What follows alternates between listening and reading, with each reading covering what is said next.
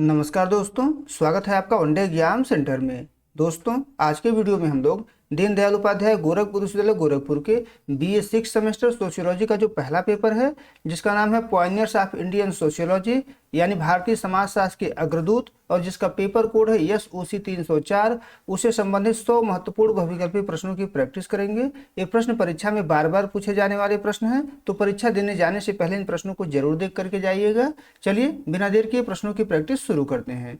आपका पहला प्रश्न है, भारतीय समाजशास्त्र के पिता के रूप में किसे जाना जाता है? तो भारतीय समाजशास्त्र के पिता के रूप में GS घुरैया को जाना जाता है। बी ऑप्शन आपका पहले का सही हो जाएगा।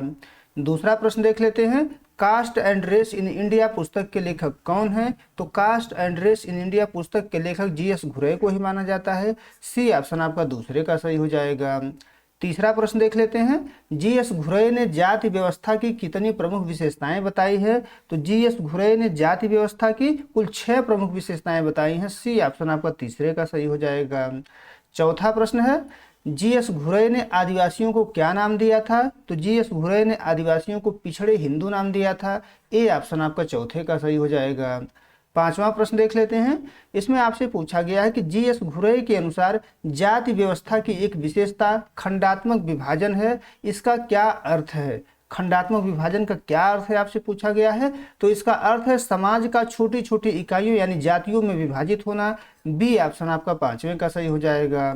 छठा प्रश्न है, राधा कमल मुखर्जी ने समाजशास्त्र के किस महत्वपूर्ण सिद्धांत का प्रतिपादन किया? तो राधा कमल मुखर्जी के द्वारा सामाजिक परिस्थिति का प्रतिपादन किया गया था, जिसको सोशल इकोलॉजी कहा जाता है। बी ऑप्शन आपका छठवें का सही हो जाएगा। सातवां प्रश्न है, the social structure of values पुस्तक के लेखक कौन है? तो इस पुस्तक की रचना राधा कमल मुखर्जी के द्वारा की गई थी। बी ऑप्शन आपका सातवें का सही हो जाएगा। आठवां प्रश्न देख लेते हैं, इसमें आपसे पूछा गया है कि राधा कमल मुखर्जी के अनुसार मूल्य क्या हैं? राधा कमल मुखर्जी के अनुसार मूल्य जो है सामाजिक मानक और लक्ष्य हैं। बी ऑप्शन आपका आठवें का सही हो जाएगा। नौवां प्रश्न देख लेते हैं, मुखर्जी ने मूल्यों के पदानुक्रम में सबसे शीर्ष पर किसे रखा है? तो मुखर्जी ने मूल्यों के पदानुक्रम में सबसे शीर्ष पर आध्यात्मिक और परम मूल्यों को रखा हुआ है। सी ऑप्शन आपका 9वें का सही हो जाएगा। 10 नंबर प्रश्न देख लेते हैं, इसमें आपसे पूछा गया है कि राधा कमल मुखर्जी ने किस विश्वविद्यालय में समाजशास्त्र विभाग की नींव रखी थी? तो राधा कमल मुखर्जी ने लखनऊ विश्वविद्यालय में समाजशास्त्र विभाग की नींव रखी थी। बी ऑप्शन आपका 10वें का सही हो जाएगा। 11 नंबर प्रश्न है, DP मुखर्जी स्वयं को किस नाम से संबोधित करना पसंद करते थे? तो DP मुखर्जी स्वयं को धुरजटी नाम से संबोधित करना पसंद करते थे। बी ऑप्शन आपका 11 का सही हो जाएगा। 12 नंबर प्रश्न है, DP मुखर्जी के अनुसार भारतीय समाज का अध्ययन करने के लिए किसका अध्ययन अनिवार्य है? तो भारतीय समाज का अध्ययन करने के लिए परंपराओं का अध्ययन अनिवार्य है। बी ऑप्शन आपका 12 का सही हो जाएगा। 13 नंबर प्रश्न है, डाइवर्सिटीज निबंध संग्रह के लेखक कौन है? तो डाइवर्सिटीज जो निबंध संग्रह है ये DP मुखर्जी के द्वारा लिखा गया है। बी ऑप्शन आपका 13 का सही हो जाएगा। 14 नंबर प्रश्न देख लेते हैं, इसमें आपसे पूछा गया है कि DP मुखर्जी ने भारतीय समाज के परिवर्तन को किस पद्धति से समझने का प्रयास किया है? तो DP मुखर्जी ने भारतीय समाज के परिवर्तन को द्वंद्वात्मक पद्धति से समझने का प्रयास किया है। बी ऑप्शन आपका 14 का सही हो जाएगा। 15 नंबर प्रश्न है, DP मुखर्जी के अनुसार परंपराओं में परिवर्तन का मुख्य स्रोत क्या है? तो परंपराओं में परिवर्तन का मुख्य स्रोत समन्वय, संघर्ष और समन्वय है। ए ऑप्शन आपका 15 का सही हो जाएगा। 16 नंबर प्रश्न है, संस्कृतिकरण की अवधारणा किसने दी? तो संस्कृतिकरण की जो अवधारणा है वो MN श्रीनिवास के द्वारा दिया गया था। बी ऑप्शन आपका 16 का सही हो जाएगा। 17 नंबर प्रश्न देख लेते हैं, इसमें आपसे पूछा गया है कि MN श्रीनिवास ने किस गांव का गहन अध्ययन किया था? तो MN श्रीनिवास ने रामपुरा गांव का गहन अध्ययन किया था। सी ऑप्शन आपका 17 का सही हो जाएगा। 18 नंबर प्रश्न देख लेते हैं, इसमें आपसे पूछा गया कि religion and society among the कुक्स of south India पुस्तक किसने लिखी? तो यह जो पुस्तक है वो MN श्रीनिवास के द्वारा लिखा गया है। ए ऑप्शन आपका 18 का सही हो जाएगा। 12 नंबर प्रश्न है, प्रभुजात की अवधारणा के प्रतिपादक कौन है? तो प्रभुजात की अवधारणा के प्रतिपादक MN श्रीनिवास हैं। बी ऑप्शन आपका 19 का सही हो जाएगा। 23 20 नंबर प्रश्न देख लेते हैं दोस्तों। इसमें आपसे पूछा गया कि एम.एन. श्रीनिवास के अनुसार पश्चिमीकरण का अर्थ क्या है। तो एम.एन. श्रीनिवास के अनुसार पश्चिमीकरण का अर्थ है ब्रिटिश शासन के प्रभाव से भारतीय गांवों में आए संस्थागत व सांस्कृतिक परिवर्तन। सी ऑप्शन आपका 20वें का सही हो जाएगा। 21 नंबर प्रश्न है social background of Indian nationalism पुस्तक के लेखक कौन है। तो इस पुस्तक के लेखक A.R. देसाई माने जाते हैं। बी ऑप्शन आपका 21 का सही हो जाएगा। 22 नंबर प्रश्न है A.R. देसाई भारतीय समाज के अध्ययन में किस विचारधारा के लिए जाने जाते हैं। तो A.R. देसाई जो है मार्क्सवादी विचारधारा के लिए जाने जाते हैं। बी ऑप्शन आपका 22 का सही हो जाएगा। 23 नंबर प्रश्न है A.R. देसाई ने भारतीय राष्ट्रवाद के उदय का मुख्य कारण किसे माना। तो A.R. देसाई ने भारतीय राष्ट्रवाद के उदय का जो मुख्य कारण है वो ब्रिटिश आर्थिक शोषण और नई भौतिक परिस्थितियों को माना है। बी ऑप्शन आपका 23 का सही हो जाएगा। 24 नंबर प्रश्न है A.R. देसाई ने राज्य के किस स्वरूप की तीखी आलोचना की। तो A.R. देसाई ने कल्याणकारी राज्य की तीखी आलोचना की है। बी ऑप्शन आपका 24 का सही हो जाएगा। 25 नंबर प्रश्न है रूरल सोशियोलॉजी इन इंडिया पुस्तक के संपादक कौन हैं। तो रूरल सोशियोलॉजी इन इंडिया पुस्तक के संपादक A.R. देसाई माने जाते हैं। बी ऑप्शन आपका 25 का सही हो जाएगा। 26 नंबर प्रश्न देख लेते हैं। इसमें आपसे पूछा गया है कि किनशिप ऑर्गेनाइजेशन इन इंडिया पुस्तक की लेखिका कौन है। किनके द्वारा यह पुस्तक लिखा गया है। तो इरावती कर्वे के द्वारा लिखा गया है। बी ऑप्शन आपका 26 का सही हो जाएगा। 27 नंबर प्रश्न है इरावती कर्वे ने भारतीय नातेदारी व्यवस्था को कितने भौगोलिक क्षेत्रों में विभाजित किया। तो इरावती कर्वे ने भारतीय नातेदारी व्यवस्था को कुल जो है 4 क्षेत्रों में विभाजित किया है। बी ऑप्शन आपका 27 का सही हो जाएगा। 28 नंबर प्रश्न देख लेते हैं। इसमें आपसे पूछा गया है कि युगांत पुस्तक जो महाभारत के पात्रों का समाजशास्त्रीय विश्लेषण करती है किसने लिखी। तो युगांत जो पुस्तक है यह इरावती कर्वे के द्वारा लिखी गई है। बी ऑप्शन आपका 28 का सही हो जाएगा। 29 नंबर प्रश्न देख लेते हैं। इसमें आपसे पूछा गया है कि इरावती कर्वे के अनुसार दक्षिण भारतीय नातेदारी की मुख्य विशेषता क्या है। तो दक्षिण भारतीय नातेदारी की जो मुख्य विशेषता है वो ममेरे फुफेरे भाई बहन के बीच विवाह है। बी ऑप्शन आपका 29 का सही हो जाएगा। 30 नंबर प्रश्न है किस विचारक ने संयुक्त परिवार को भारतीय समाज की आधारशिला माना और उस पर विस्तृत कार्य किया। तो 30वें का बी ऑप्शन आपका सही हो जाएगा। इरावती कर्वे ने किया था। बी ऑप्शन आपका सही हो जाएगा। 31 नंबर प्रश्न है G.S. घुरे ने जाति को किस रूप में परिभाषित किया। तो G.S. घुरे ने जाति को अंतर विवाही समूह के रूप में परिभाषित किया हुआ है। सी ऑप्शन आपका 31 का सही हो जाएगा। 32 नंबर प्रश्न देख लेते हैं। राधा कमल मुखर्जी ने सोशल इकोलॉजी में किसका अध्ययन किया। तो राधा कमल मुखर्जी ने सोशल इकोलॉजी में मनुष्य और उसके पर्यावरण के बीच संबंधों का अध्ययन किया है। बी ऑप्शन आपका 32 का सही हो जाएगा। 33 नंबर प्रश्न है ब्राह्मणीकरण शब्द का प्रयोग सबसे पहले किसने किया जिसे बाद में संस्कृतिकरण कहा गया। तो एम.एन. श्रीनिवास ने किया था। बी ऑप्शन आपका 33 का सही हो जाएगा। आगे बढ़ते हैं। 34 नंबर प्रश्न देख लेते हैं। मॉडर्नाइजेशन ऑफ इंडियन ट्रेडिशन पुस्तक किसने लिखी। तो यह जो पुस्तक है यह योगेंद्र सिंह के द्वारा लिखा गया है। ए ऑप्शन आपका 34 का सही हो जाएगा। आगे बढ़ते हैं। 35 नंबर प्रश्न देख लेते हैं। इसमें आपसे पूछा गया है कि A.R. देसाई के अनुसार भारतीय ग्रामीण समाज के परिवर्तन का मुख्य कारक क्या है। तो भारतीय ग्रामीण समाज के परिवर्तन का मुख्य कारक पूंजीवादी उत्पादन के संबंध हैं। बी ऑप्शन आपका 35 का सही हो जाएगा। 36 नंबर प्रश्न है D.P. मुखर्जी के अनुसार भारतीय परंपराओं का द्वंद्व किसके साथ हो रहा है। तो भारतीय परंपराओं का द्वंद्व जो है आधुनिकता और पश्चिमी मूल्यों के साथ हो रहा है। बी ऑप्शन आपका 36 का सही हो जाएगा। 37 नंबर प्रश्न है इंडियन साधुज पुस्तक के लेखक कौन है। तो इंडियन साधुज जो पुस्तक है वो G.S. घुरे के द्वारा लिखा गया है। सी ऑप्शन आपका 37 का सही हो जाएगा। 38 नंबर प्रश्न है राधा कमल मुखर्जी ने सामूहिक मन की अवधारणा में किसका प्रभाव स्वीकार किया। तो सामूहिक मन की अवधारणा में इन्होंने दुर्खीम, यहाँ दुर्खीम कर लीजिएगा, दुर्खीम का प्रभाव स्वीकार किया है। बी ऑप्शन आपका 38 का सही हो जाएगा। आगे बढ़ते हैं। 39 नंबर प्रश्न देख लेते हैं। M.N. श्रीनिवास के अनुसार किस जाति को प्रभु जाति कहलाने के लिए आवश्यक क्या है। यानी किसी जाति को प्रभु जाति कहलाने के लिए क्या क्या आवश्यकता पड़ती है। तो 39 का आपका डी ऑप्शन सही हो जाएगा। उपरोक्त सभी, यानी उसको संख्यात्मक बहुलता की आवश्यकता होती है, आर्थिक और राजनीतिक शक्ति की आवश्यकता होती है, स्थानीय पदानुक्रम में उच्च स्थान की आवश्यकता होती है। तो 39 का डी ऑप्शन आपका सही हो जाएगा। 40 नंबर प्रश्न है, इरावती कर्वे ने महाराष्ट्र को नातेदारी की दृष्टि से किस क्षेत्र में रखा? तो इरावती कर्वे ने महाराष्ट्र को नातेदारी की दृष्टि से मध्य क्षेत्र में रखा हुआ है। सी ऑप्शन आपका 40 का सही हो जाएगा। 41 नंबर प्रश्न है, एक कल्चरल हिस्ट्री ऑफ इंडिया के परिप्रेक्ष्य में डीपी मुखर्जी ने किसे संस्कृति का आधार माना? तो डीपी मुखर्जी ने परंपरा और निरंतरता को संस्कृति का आधार माना है। सी ऑप्शन आपका 41 का सही हो जाएगा। 42 नंबर प्रश्न है, जीएस घुरे के अनुसार गोत्र का संबंध किससे है? तो गोत्र का संबंध जो है जीएस घुरे के अनुसार ए और बी दोनों सही हो जाएगा। विवाह के नियम से है, एक काल्पनिक पूर्वज के वंशज से है। तो डी ऑप्शन आपका सही हो जाएगा, ए और बी दोनों।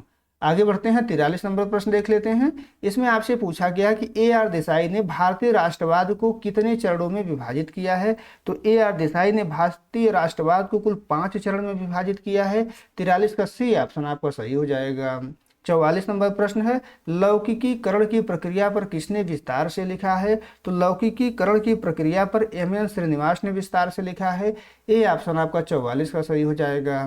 45 नंबर प्रश्न है, मुखर्जी के अनुसार मूल्यों का पतन समाज में क्या उत्पन्न करता है? तो मूल्यों का जो पतन है वो समाज में विघटन उत्पन्न करता है। बी ऑप्शन आपका 45 का सही हो जाएगा। 46 नंबर प्रश्न है, द सिटी एंड सिविलाइजेशन पुस्तक किसने लिखी? तो द सिटी एंड सिविलाइजेशन जो पुस्तक है वो जीएस घुरे के द्वारा लिखा गया है। बी ऑप्शन आपका 46 का सही हो जाएगा। 47 नंबर प्रश्न है, लघु परंपरा और महान परंपरा की अवधारणा को भारत में किसने लोकप्रिय बनाया? तो भारत में इसको जो है मैकी मेरियट और मिल्टन सिंगर के द्वारा लोकप्रिय बनाया गया। बी ऑप्शन आपका 47 का सही हो जाएगा। 48 नंबर प्रश्न है, डीपी मुखर्जी के अनुसार भारतीय मध्य वर्ग की मुख्य समस्या क्या है? तो डीपी मुखर्जी के अनुसार भारतीय मध्य वर्ग की जो मुख्य समस्या है वो अपनी जड़ों यानी कि परंपराओं से कट जाना है। बी ऑप्शन आपका 48 का सही हो जाएगा। 49 नंबर प्रश्न देख लेते हैं, हिंदू सोसाइटी एंड इंटरप्रिटेशन पुस्तक के लेखक कौन है? किसके द्वारा यह पुस्तक लिखा गया है? तो इरावती कर्वे के द्वारा लिखा गया है। ए ऑप्शन आपका 49 का सही हो जाएगा। 50 नंबर प्रश्न है, ए आर देसाई के अनुसार भारतीय स्वतंत्रता आंदोलन का नेतृत्व मुख्य रूप से किस वर्ग के हाथ में था? तो भारतीय बुर्जुआ वर्ग के हाथ में था, यानी पूंजीपति और शिक्षित मध्यम वर्ग के हाथ में था। सी ऑप्शन आपका 50 का सही हो जाएगा। आगे बढ़ते हैं, 51 नंबर प्रश्न देख लेते हैं, भारतीय समाजशास्त्री परिषद की स्थापना किसने की? तो भारतीय समाजशास्त्री परिषद की स्थापना जीएस घुरे के द्वारा की गई थी। बी ऑप्शन आपका 51 का सही हो जाएगा। 52 नंबर प्रश्न है, राधा कमल मुखर्जी ने सामान्य समाजशास्त्र को किस नाम से पुकारा? तो सामान्य समाजशास्त्र को इन्होंने मूल्यों का समाजशास्त्र कहा है। बी ऑप्शन आपका 52 का सही हो जाएगा। आगे बढ़ते हैं, 53 नंबर प्रश्न देख लेते हैं। इसमें आपसे पूछा गया है कि एम.एन. श्रीनिवास के अनुसार संस्कृतिकरण किस प्रकार की गतिशीलता है? तो संस्कृतिकरण जो है लंबवत यानी कि ऊर्ध्वगामी गतिशीलता है। बी ऑप्शन आपका 53 का सही हो जाएगा। आगे बढ़ते हैं, 54 नंबर प्रश्न देख लेते हैं, state and society in India पुस्तक किसने लिखी? तो यह जो पुस्तक है ए आर देसाई के द्वारा लिखा गया है। बी ऑप्शन आपका 54 का सही हो जाएगा। 55 नंबर प्रश्न है, जीएस घुरे ने नस्ल और जाति के बीच संबंधों का अध्ययन करते हुए किस पद्धति का प्रयोग किया? तो जीएस घुरे ने इसका अध्ययन करते हुए मानव मिति पद्धति का प्रयोग किया है। ए ऑप्शन आपका 55 का सही हो जाएगा। 56 नंबर प्रश्न देख लेते हैं, डीपी मुखर्जी के अनुसार व्यक्तित्व का विकास किसके बिना संभव नहीं है? तो व्यक्तित्व का जो विकास है वो समाज और परंपरा के बिना संभव नहीं है। बी ऑप्शन आपका 56 का सही हो जाएगा। 57 नंबर प्रश्न है, इरावती कर्वे ने भारतीय ग्रामीण समाज में जाति को क्या माना? तो इरावती कर्वे ने भारतीय ग्रामीण समाज में जाति को एक विस्तारित कुटुंब माना हुआ है। ए ऑप्शन आपका 57 का सही हो जाएगा। 58 नंबर प्रश्न है, मुखर्जी के अनुसार सामाजिक परिस्थितिकी का केंद्र बिंदु क्या है? तो सामाजिक परिस्थितिकी का केंद्र बिंदु पारिस्थितिकी संतुलन और समाज का सामंजस्य है। बी ऑप्शन आपका 58 का सही हो जाएगा। 59 नंबर प्रश्न है, श्रीनिवास के अनुसार पश्चिमीकरण के कारण किसमें कमी आई है? तो पश्चिमीकरण के कारण जो है कर्मकांडों की पवित्रता में कमी आई है। ए ऑप्शन आपका 59 का सही हो जाएगा। 60 नंबर प्रश्न है, रूरल इंडिया इन ट्रांजिशन पुस्तक किसकी है? किसके द्वारा इस पुस्तक की रचना की गई है? तो ए आर देसाई के द्वारा की गई है। बी ऑप्शन आपका 60वें का सही हो जाएगा। 61 नंबर प्रश्न है, घुरे ने महादेव कोलियों का अध्ययन किस पुस्तक में किया? तो घुरे ने महादेव कोलियों का अध्ययन जो है द महादेव कोलीज नामक पुस्तक में किया हुआ है। बी ऑप्शन आपका 61 का सही हो जाएगा।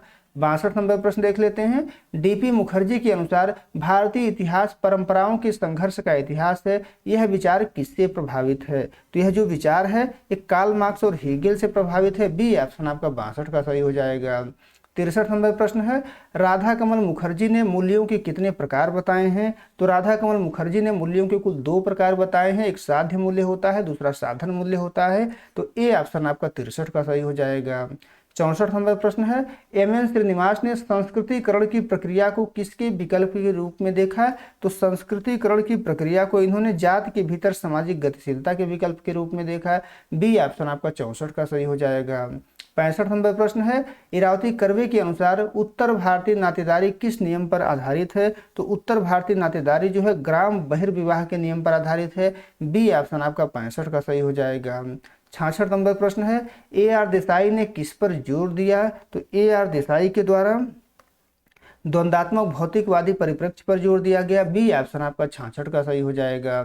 67 नंबर प्रश्न है, इसमें आपसे पूछा गया है कि Vidyapati a master of love पुस्तक के लेखक कौन हैं? तो इस पुस्तक के लेखक राधा कमल मुखर्जी हैं। ए ऑप्शन आपका 67 का सही हो जाएगा।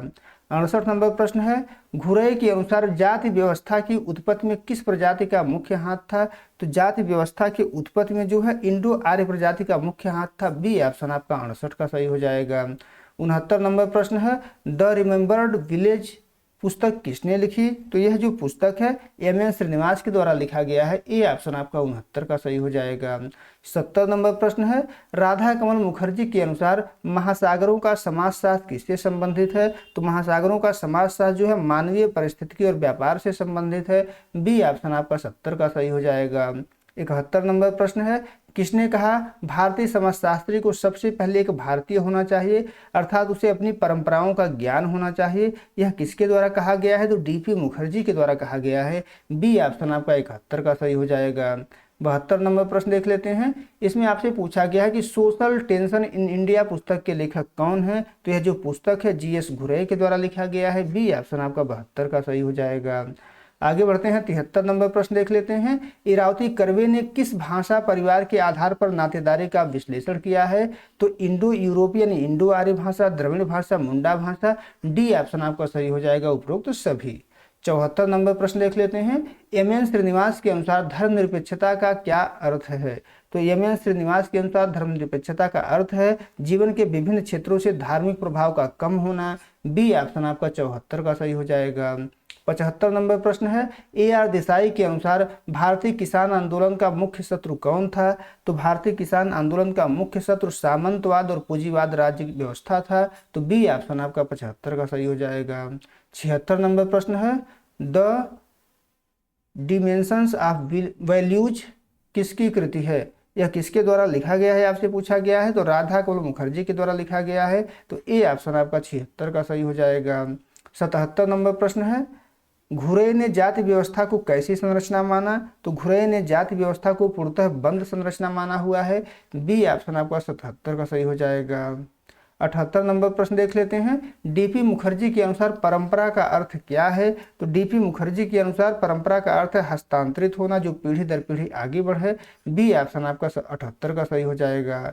79 नंबर प्रश्न है, cohesion and conflict in modern India के संदर्भ में श्रीनिवास ने किसे एकता का सूत्र माना? तो श्रीनिवास के द्वारा गांव और धर्म की साझी संस्कृति को एकता का सूत्र माना गया है। बी ऑप्शन आपका 79 का सही हो जाएगा। 80 नंबर प्रश्न है, ए.आर. देसाई ने लोकतांत्रिक अधिकार के लिए किस संगठन की स्थापना में भूमिका निभाई? तो ए.आर. देसाई के द्वारा CPDR संगठन की स्थापना में भूमिका निभाई गई थी। तो ए ऑप्शन आपका 80 का सही हो जाएगा। 81 नंबर प्रश्न है, इरावती कर्वे ने भीष्म पात्र का विश्लेषण किस पुस्तक में किया? तो इरावती कर्वे ने भीष्म पात्र का जो विश्लेषण है वो युगांत नामक पुस्तक में किया हुआ है। ए ऑप्शन आपका 81 का सही हो जाएगा। 82 नंबर प्रश्न है, राधा कमल मुखर्जी ने सोशल इकोलॉजी में क्षेत्र यानी कि रीजन को क्या माना? तो सोशल इकोलॉजी में इन्होंने रीजन को एक जीवित इकाई माना हुआ है। बी ऑप्शन आपका 82 का सही हो जाएगा। 83 नंबर प्रश्न है, घुरय के अनुसार सगोत्र विवाह पर प्रतिबंध किस पर आधारित है? तो सगोत्र विवाह पर प्रतिबंध जो है रक्त संबंध और आनुवंशिकी पर आधारित है। बी ऑप्शन आपका 83 का सही हो जाएगा। 84 नंबर प्रश्न है, श्रीनिवास के अनुसार संस्कृतिकरण में संस्कृतिकरण से किसमें परिवर्तन होता है? तो संस्कृतिकरण से जो है केवल पद मूलक स्थिति में परिवर्तन होता है। बी ऑप्शन आपका 84 का सही हो जाएगा। 85 नंबर प्रश्न है, डीपी मुखर्जी ने आधुनिकता को क्या माना? तो डीपी मुखर्जी ने आधुनिकता को परंपरा का नया रूप और विस्तार माना हुआ है। बी ऑप्शन आपका 85 का सही हो जाएगा। 86 नंबर प्रश्न है, नेशनलिस्ट मूवमेंट इन इंडिया का विश्लेषण देसाई ने किस आधार पर किया? तो इसका विश्लेषण देसाई ने वर्ग आधार पर किया हुआ है। ए ऑप्शन आपका 86 का सही हो जाएगा। 87 नंबर प्रश्न है, राधा कमल मुखर्जी ने समाज शास्त्र को क्या बनाने का स्वप्न देखा? तो राधा कमल मुखर्जी ने समाज शास्त्र को महाविज्ञान बनाने का स्वप्न देखा। बी ऑप्शन आपका 87 का सही हो जाएगा। 88 नंबर प्रश्न देख लेते हैं, कल्चर एंड सोसाइटी पुस्तक के लेखक कौन है? तो कल्चर एंड सोसाइटी जो पुस्तक है वो जीएस घुरई के द्वारा लिखा गया है। ए ऑप्शन आपका 88 का सही हो जाएगा। आगे बढ़ते हैं, 89 नंबर प्रश्न देख लेते हैं, इरावती कर्वे के अनुसार किस क्षेत्र में अनुलोम विवाह अधिक प्रचलित था? तो अनुलोम विवाह जो है उत्तर भारत में अधिक प्रचलित है। ए ऑप्शन आपका 89 का सही हो जाएगा। 90 नंबर प्रश्न है, श्रीनिवास के अनुसार पश्चिमीकरण की प्रक्रिया भारत में कब शुरू हुई? तो पश्चिमीकरण की प्रक्रिया भारत में ब्रिटिश शासन के आगमन के साथ शुरू हुई। बी ऑप्शन आपका 90 का सही हो जाएगा। 91 नंबर प्रश्न है, ए.आर. देसाई ने ग्रामीण भारत में जमींदारी उन्मूलन को क्या माना? तो ग्रामीण भारत में जमींदारी उन्मूलन को एक आधा अधूरा सुधार जिससे अमीर किसानों को लाभ हुआ। बी ऑप्शन आपका 91 का सही हो जाएगा। 92 नंबर प्रश्न है, डीपी मुखर्जी ने संगीत के बारे में क्या विचार व्यक्त किए? तो डीपी मुखर्जी ने संगीत के बारे में जो विचार व्यक्त किया वह यह समाज की संस्कृति और परंपरा का प्रतिबिंब है। बी ऑप्शन आपका 92 का सही हो जाएगा। 93 नंबर प्रश्न है, the social function of art पुस्तक के लेखक कौन है? तो यह पुस्तक जो है राधा कमल मुखर्जी के द्वारा लिखा गया है। ए ऑप्शन आपका 93 का सही हो जाएगा। 94 नंबर प्रश्न है, घुरई ने समाज शास्त्र के साथ किस विषय के समन्वय पर जोर दिया? तो घुरई ने समाज शास्त्र के साथ मानविकी और नृविज्ञान के समन्वय पर जोर दिया। ए ऑप्शन आपका 94 का सही हो जाएगा। 95 नंबर प्रश्न है, श्रीनिवास ने रामपुरा गांव का अध्ययन करने के लिए किस पद्धति को अपनाया? तो श्रीनिवास ने रामपुरा गांव का अध्ययन करने के लिए सहभागी अवलोकन पद्धति को अपनाया था। बी ऑप्शन आपका 95 का सही हो जाएगा। 96 नंबर प्रश्न है, सलम साहब बॉम्बे पुस्तक किसकी रचना है? तो यह जो रचना है जीएस घुरई के द्वारा की गई है। बी ऑप्शन आपका 96 का सही हो जाएगा।